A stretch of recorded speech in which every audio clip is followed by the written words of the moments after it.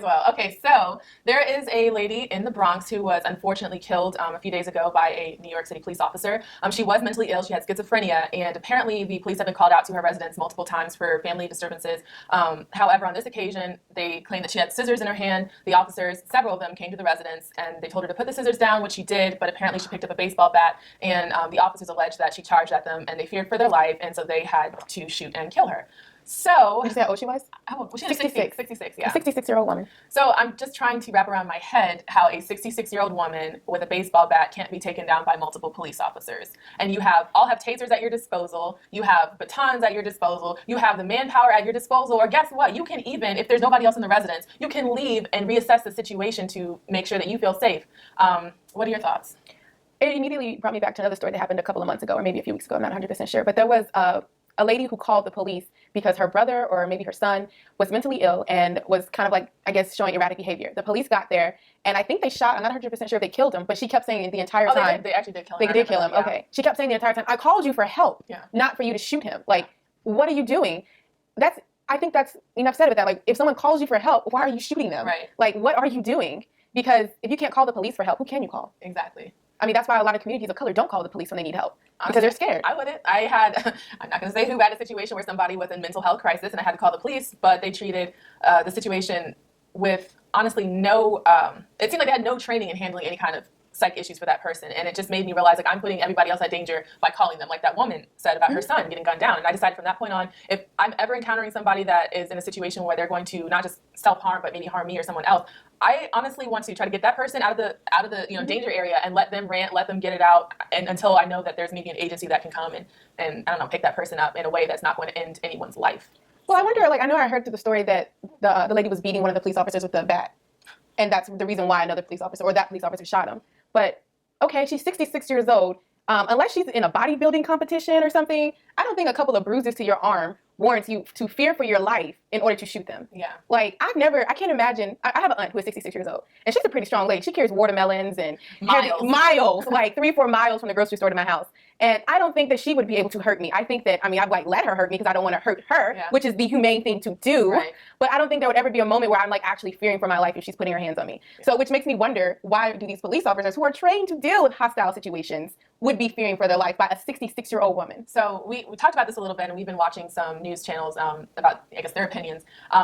It's not, I think I can speak for both of us in this case. We don't think that police are deliberately, like, they'll frame it as saying, do you think this was racially motivated? And I think that's the wrong question to ask. Mm-hmm. I don't think that officers are saying, hey, there's these black people that we want to kill. I think that's just a nice little news bit to rile up people. Right, because the answer is always going to be no to that. Right. That's not the question. The question is the training that police officers have, is that instilling in them this notion that people that they're supposed to serve are seen as, like the fearful, should be fearful, threatened, like, menace to societies. Well, like almost like enemy combatants. Like this is a war zone. You see that in their protective gear looks just like the protective gear that they wear overseas in Afghanistan. They now have tanks in small communities around the country. So that militarization of both their outerwear is also affecting their mind. And I don't know how we can, as a society, get police department to change that training regimen to address implicit bias that is going on. Maybe you can talk a little bit more about that. Well, I don't know if I could talk a little bit more in detail, but I did have an interview with a congressman, and he brought that up. He was saying that one of the problems is the training. And we've already seen Black Lives Matter, the movement, where they've encouraged the body cameras. Yeah. So I think what he was saying the next step is for that movement to now encourage the training to change. It's not hard for the training to change. And something else he brought up was, he said when he was a young guy, he's older, I think he told me he was 66 or 68. When he was a young guy, he said all of the police officers had to have at least 2 years of junior college. Nowadays, it's just a high school degree. So he feels that if you improve the education, and by education he doesn't mean just going to college, but also improving the critical skills that you need in order to quickly assess a situation. Is this a threat to my life? All right. Nope. All right, put the guns down, guys. It's a 66-year-old woman who has scissors in her hand. She's mentally, she has some type of mental problems. Let's work with it.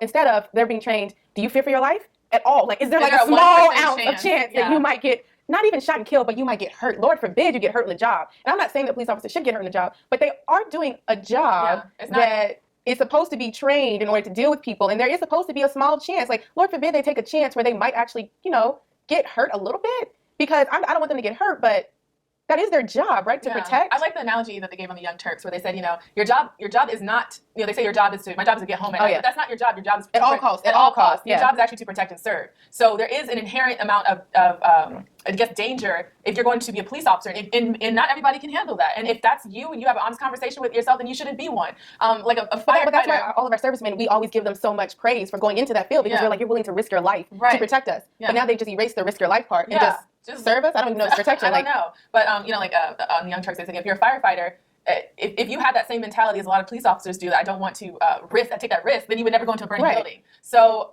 it's really frustrating, because this just keeps happening, and I don't have this circular conversation, because honestly, I think it will change. I think that Black Lives Matter movement, I like the suggestion by him. He said they should now start, he likes that they have goals, and that one of their goals is to get body cams. The next goal should be for them to change the training of police officers, because we're not going to see a change if they still have the same mentality. But the problem with the body cameras is it's still such a unresolved issue, because I think I read recently that hardly any of the New York City police officers have body cameras right now, or if they do, they're not working, or they're never on when they're supposed to be, or the sound was intentionally muted, or even if you catch the videos of them doing anything wrong, they won't release the videos, or they found out that the video when it was released was tampered by officers. It just never ends. They always find a way to basically to erase any evidence, and all you're doing is just showing that as an agency, there has been no real changes in the police department to change the mentality of them and the way that they think about the Black community. So it's really on them. Do better. Yeah, do better, and prayers up for your family. Yeah. Okay, moving on.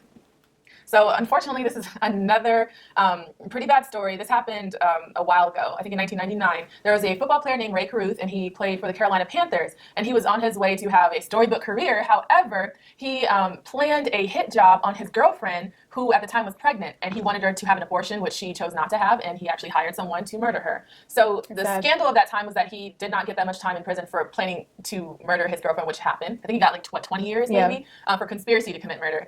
So he's recently, his story has come up again because he's going to be released pretty soon.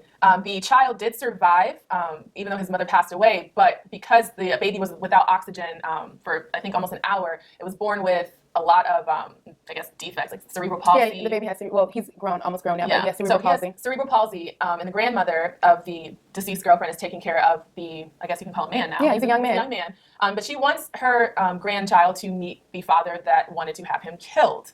So we have differing thoughts on this. So I'd like you to go ahead and share yours. Well, something that I read when I was learning about this story was that he actually offered to turn himself in to the police if either the lady or the baby died. What? Yeah, I don't know why that upset me more when I was reading about it. I was like, so if someone dies, you'll turn yourself in? But if both of them had lived, you weren't going to turn yourself in? I don't understand. What a great human being. I say that and I come back and give you my reasoning of why I'm okay with this. I'm okay with the son meeting the father. Because I don't know, I'm not a part of that family dynamic. I'm an outsider looking at it, and it's a terrible situation. If that was me as the mother, and Lord forbid something like that happens to me, and my baby's father decides to kill me because I don't want to get an abortion and he doesn't want to pay child support, I would probably hope that they kept the child away from the father forever. I would. However, the child is older. I don't know if the child is the one who's motivating this meeting. And so that's the reason why I'm saying I can understand the grandmother saying, yes, he'll be at the prison gates when he's released. In my mind, the child looks, well, not in my mind, the child looks just like the daddy. Dead right here. I mean, I was looking at him, I was like, wow. And growing up as a Black man in America, I think there's always a strong tendency, especially when you grow up fatherless and in a shattered home like that, I think there's a strong tendency to know your origins or know where your roots are and get to see those people and meet those people, to hear their stories and to see how they're similar or not similar to yours. And I can see the son wanting to meet the father and wanting to develop a relationship. Now, if it's purely the grandmother trying to forgive and forget, I do think you should forgive. I'm a big believer of forgiveness. I don't think so. If it's purely the grandmother, I don't think that's what the mother would have wanted. Maybe that is what the mother would have wanted, but I don't think it's okay, and I wouldn't do it. But if it's coming from the perspective of the young man wants to meet his father, I'm glad that the grandmother is there for support, and we'll go and make sure that happens in a way that she doesn't feel like it's tarnishing her daughter's name or her daughter's reputation or what her daughter would have wanted. So I think just from what I was reading that it's more the grandmother than the son, because it seems like he's not that verbal. So I have a hard time imagining him saying, you know what, I want to meet this father. Yeah. And also the fact, even if the grandmother or the son wanted to meet Rae at the gates when he's let out of prison, Rae Carruth has apparently never reached out to his son, never wanted to make any kind of contact. So I mean, you can see from how he didn't want to turn himself in unless one of them died. Yeah. Like what a great human being. He's a monster. And I don't think he's changed. He's never officially apologized. He's never really admitted wrongdoing. So to me, you're not even in a place where you can acknowledge that you had your girlfriend murdered in hopes of murdering your unborn baby. You do not deserve to meet this kid. Actually, I think you're still in danger because I think somebody like him would not want to have a mentally disabled son. Like that Do frightens you think he'd me. want to have a relationship with the son? He didn't want to have one with a son that would have been born healthy. I definitely don't think he wants to have one with a son who has I almost said cystic fibrosis. Lord have mercy. What does he have again? Cerebral palsy. Thank you, cerebral palsy. According to the internet. So there's no accountability on his part. I would not feel comfortable, and I don't think it would be responsible for the grandmother to allow him to meet his son. I think that's still actually dangerous. Because When you say dangerous, what do you think he's going to do? You think he's going to try to kill his son? I don't think he's going to kill his son, to be honest. But there's no apology. You don't think that anything's wrong with what you did. You murdered my daughter. Like you're not going to be in this child's life. You never reached out. You've been in jail for like almost 20 years. Not a letter, not a phone call. He didn't even reach out to a family member to relay a message to them. He doesn't care. He doesn't want to meet his kid. Well, that's what I was saying. It wasn't really from his perspective. It's if the son wants to meet. But I'm saying I still don't think that should happen. So if the son wanted to meet the dad, you would be like, no. I would not restrict his son from meeting, but I don't know if I could be there. Mm-hmm. Like, as a mom who lost her daughter to a man that still hasn't admitted that he did anything wrong.